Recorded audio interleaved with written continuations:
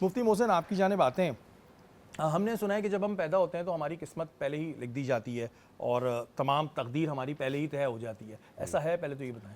पहली बात ये बिल्कुल, अब देखें, अल्लाह ताला ने दो तकदीर, एक तकदीर मुबरम है और एक तकदीर जो अल्लाह ताला ने लिख दी है, जैसे मौत, हयात, ज़िंदगी, पैदा होना, तो ये चीज़ें अल्लाह ने लिख दी हैं। लेकिन अल्लाह ताला के रसूल सल्लल्लाहु अलैहि वसल्लम आते हैं, हदीस है, अना अब्द ज़न्नी बी अक़ाम क़ाल सल्लम, मैं बंदे के गुमान के मुताबिक होता हूँ। यानी आप रब से जो गुमान करते हैं कि शायद अब मैं निकलूँगा तो ये हो जाएगा, तो अगर वो गुमान गालिब हो जाए तो वो फिर आपके साथ हो भी जाता है। तो इसलिए आप ये बात कहें कि तकदीर में कुछ चीज़ें लिखी हुई होती हैं, लेकिन तकदीर है क्या?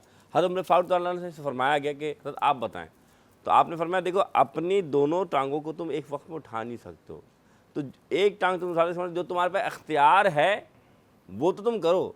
तो दो तकदीर आप बात कर रहे हैं कि क्या सब कुछ लिखा होता है, तो बिल्कुल लोहे कलम महफूज पे अल्लाह ने लिख दिया है। लेकिन अल्लाह ताला वो युस्बितु मा यशा, जो चाहे मिटा भी सकता है, जो चाहे लिख भी सकता है। ठीक है, क्योंकि अक्सर क्या ये होता है कि वालिदैन की दुआओं से हमने सुना है कि जी बिल्कुल, तकदीर बदल जाती बिल्कुल, है। बिल्कुल। तो यहाँ पे एक कन्फ्यूजन कहीं ना कहीं इंसान के ज़हन में आएगी, जब मैं पैदा हो रहा होता हूँ तभी तो मेरा सब कुछ लिख दिया गया है, अब मैं क्या किसी की दुआ लूँ या ना लूँ, तो इससे ये भी हदीस है ना, हुज़ूर ने फरमाया कि सिवाय दुआ की कोई शय तकदीर नहीं बदल सकती। तो इससे मुराद ये कि तकदीर बदल सकती है, जो लिखा है वो मिटाया जा सकता है और मिटे हुए को दोबारा लिखा भी जा सकता है। लेकिन उसमें कह रहे कि माँ, हुज़ूर ने फरमाया तुम्हारे लिए माँ बाप जन्नत भी है, दोज़ख भी। क्यों फरमाया? इनकी खिदमत कर लो, जन्नत हासिल कर लो, इनके साथ नाज़ुबिल्लाह ज़्यादती करो, दोज़ख के करीब हो जाओ।